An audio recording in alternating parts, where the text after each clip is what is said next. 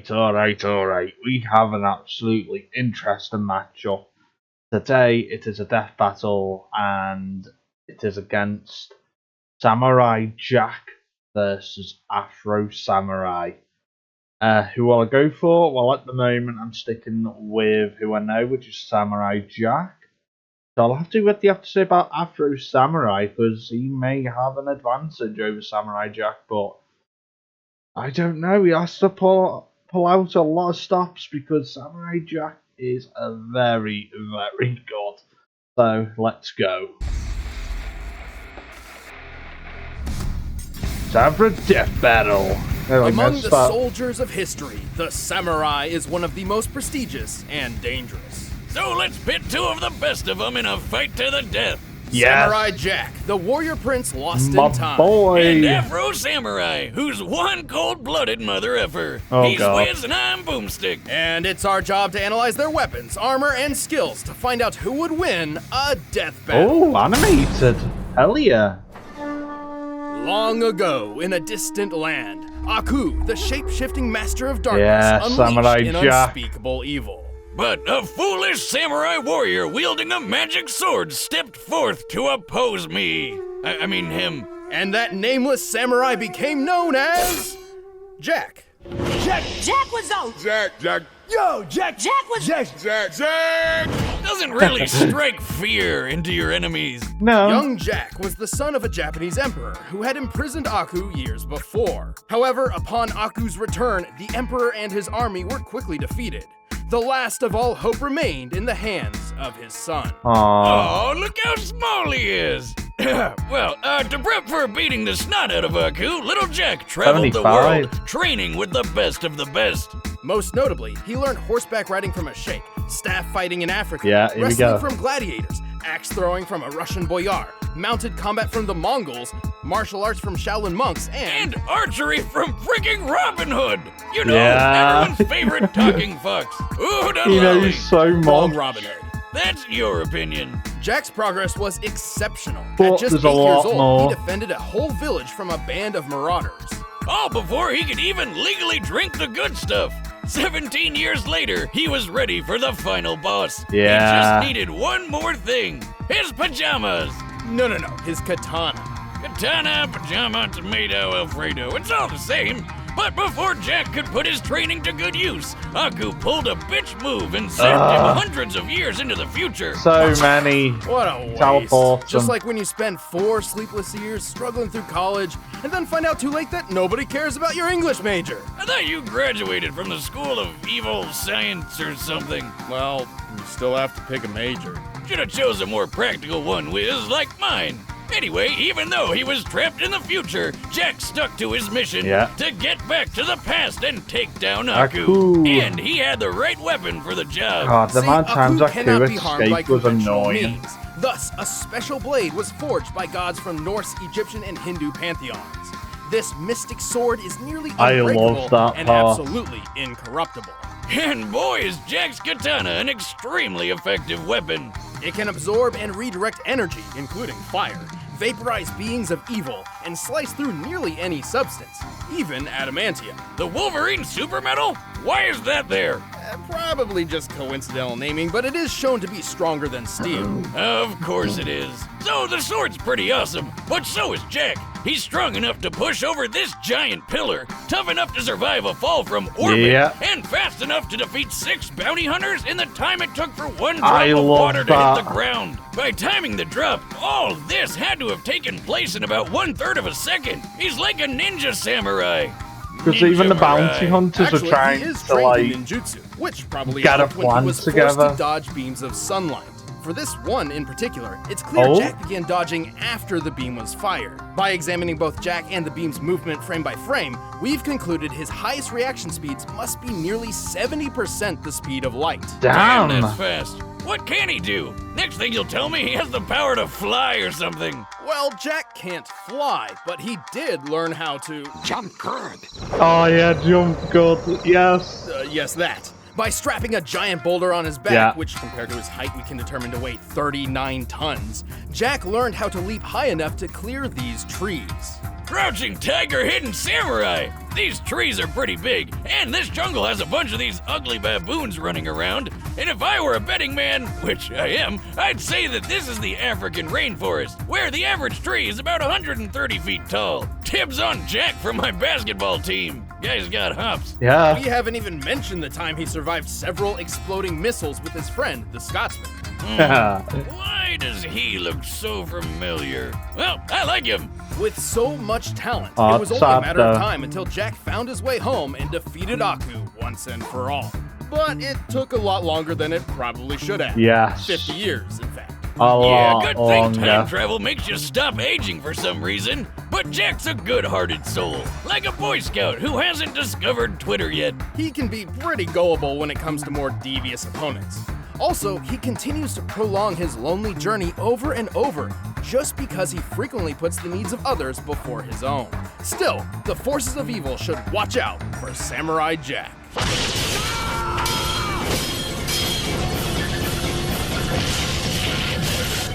Who else wants some? Oh, Jack, you're cool. The stories All that right. surround the two Afro sacred Samurai. headbands are as many as the men who died in their pursuit. What's so special about some strips of headcloth? Legend says they were created by the gods, or Huh? they can grant the wearer supernatural powers. But in truth, the headbands only bring pain and loss. Such was the case with Afro Samurai. Wait, did his parents really call him Afro? Talk about setting big expectations. Well, no, it's a nickname, but even if they did, have you seen his dad? I think they knew what to expect. Damn, just look at it. Oh, and hey look, he's got the #1 headband. Here's how this works. The person who wears the #1 headband is said to rule the world, and the only person who can challenge the #1 is whoever possesses the #2. Oh, I think I In was contrast, just leading anybody to. can challenge the owner of the #2 for the right to wear that headband, and thus gain the right to challenge the #1. So, like, you just work your way up so that only one guy in the world can challenge you? So where do I get one of these headbands? Then no one will mess with me. Actually, the opposite would probably happen, which young Afro witnessed firsthand when some freak named Justice showed up with the #2 and killed his father right in front of him. Yeah. Why does this always happen? You know, I always thought parenting was the hardest thing about being a dad, but at this point, I think it's just actually staying alive if your kid's ever gonna do Damn, anything throwing great. it at the Or kids. just sticking around. That's for tough. them. Despite knowing that he was effectively creating a future challenger, Justice left Afro alone to mourn his loss. So, of course, Afro swore revenge and started learning swordsmanship under a swordmaster named Swordmaster. Huh. Who the hell is naming these people? Through Swordmaster's training of sword mastery, Afro learned the traditional samurai fighting styles of Kenjutsu and Kendo. Kenjutsu is all about how to kill an opponent as fast as possible, while Kendo is more about discipline and being zen and stuff.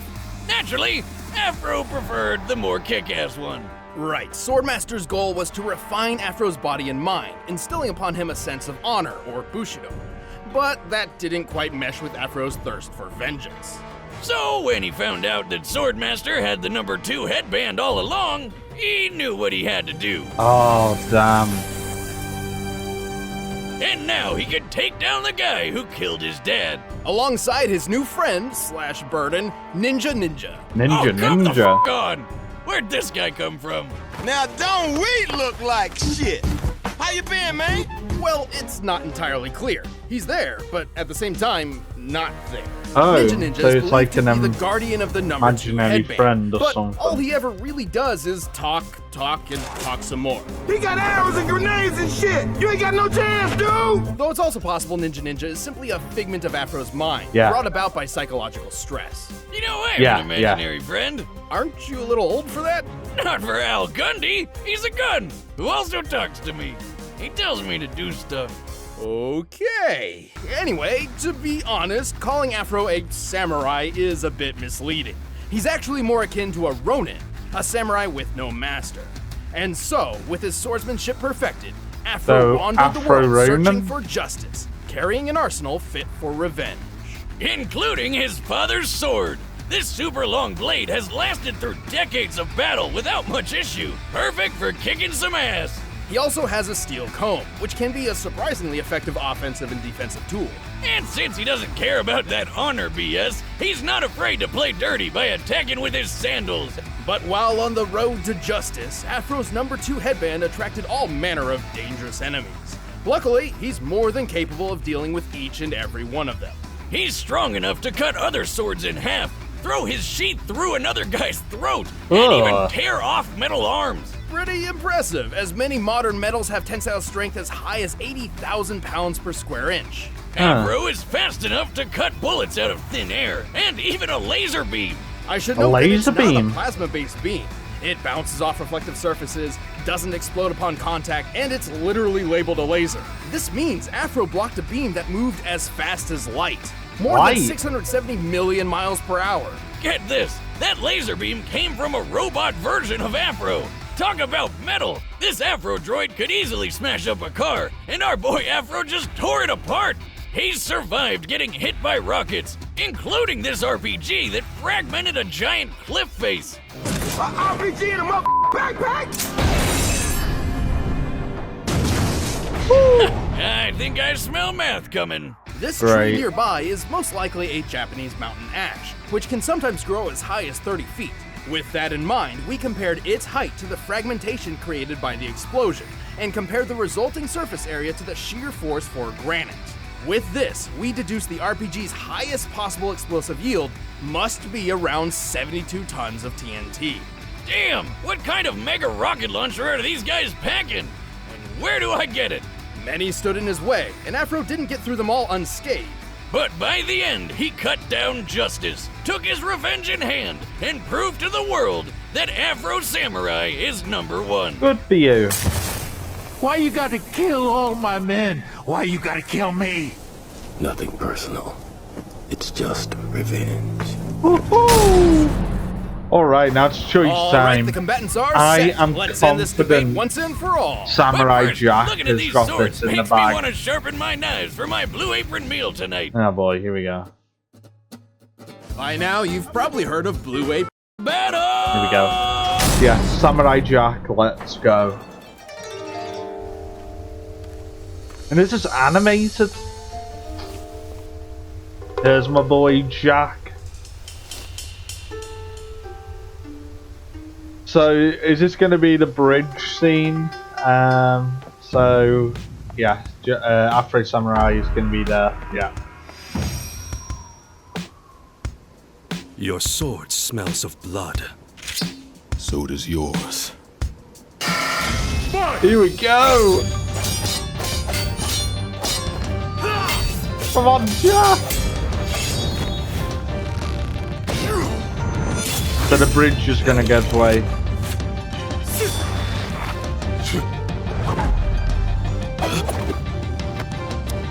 Oh no!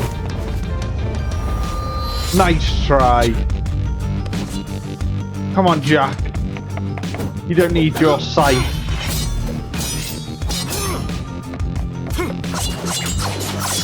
Deal with this faker. Oh no. Jack, what have you done? Oh! Huh, you jump good. Thank you? Oh no, don't get distracted, Jack. No! No! Oh, he's getting mad. Show him. No! Oh no! Oh no! Please tell me Afro hasn't got this. Jack, get your sword! Oh! Jack, please! Oh! Damn it! No! Jack! Wait. Oh, damn. Finish it.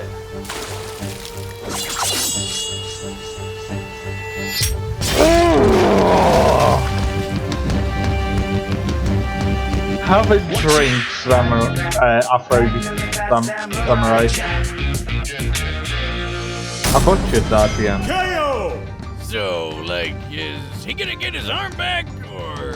Afro was an exceptional warrior, Yeah. and his skills would absolutely dominate most sword fights. However, Jack has had a lot of experience with opponents who fight dirty, and Afro could not stand up to his physical superiority. Yeah, Afro never showed strength like how Jack lifted that 39-ton boulder. Yeah. Jack could react as fast as 70% the speed of light. Afro did block that light speed laser beam, but based on the distance between him and the Afro droid, he only needed to react around 21% the speed of light to do this, still putting him at impressive relativistic speeds, but not even half as quick as Jack.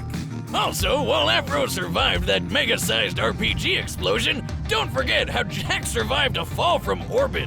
While it does seem the spacesuit was responsible for Jack's surviving re-entry, it certainly can't be held solely accountable for the final impact. Yeah. Starting his descent from the Kármán line, or the boundary between Earth's atmosphere and space, Jack covered a distance of 62 miles in just under 7 seconds, moving well over terminal velocity. Thanks to being propelled by exploding space speed. Which means his top velocity was approximately 37,000 miles per hour. Wow. Adding the spacesuit's weight to his own, this means his impact force must have equaled about 19 megatons of force. Wow. Way more than anything Afro survived. And then he just got up and walked away. Badass. In the end, Jack was just too fast, too strong, Yeah. too tough, and too well trained for Afro Give it to up. handle. The winner is Samurai Jack. Good job. Afro Samurai was Thanks for watching. If you guys tough. want exclusive commentary on the episode, just click that little box right over there. And if you want the battle music from this episode, you can get it by clicking the link in the description. So, wait, Carnage versus. Oh no! Who's this? Lucy from Elfin Lied. Okay. Oh, Carnage versus Lucy. This looks like it's going to be a bloody battle, literally. Damn. But we're not talking about that today. It was about Samurai Jack versus Afro Samurai. I mean, I knew Jack would have it in the bag, but my god, Afro really gave it to him. And the cheap attacks he did, the dirty sneak attack with the cigarette and all that, nearly had him. And he got his arm cut off, so at least he did some damage, but getting both your arms, yeah, you better pray. But yeah, I loved that battle. So Samurai Jack versus Afro Samurai. Samurai Jack wins. As always, guys, make sure to like the video and subscribe over to Death Battle to show your support. I'll put something in the link in the description below to head over. And as always, bye bye for now.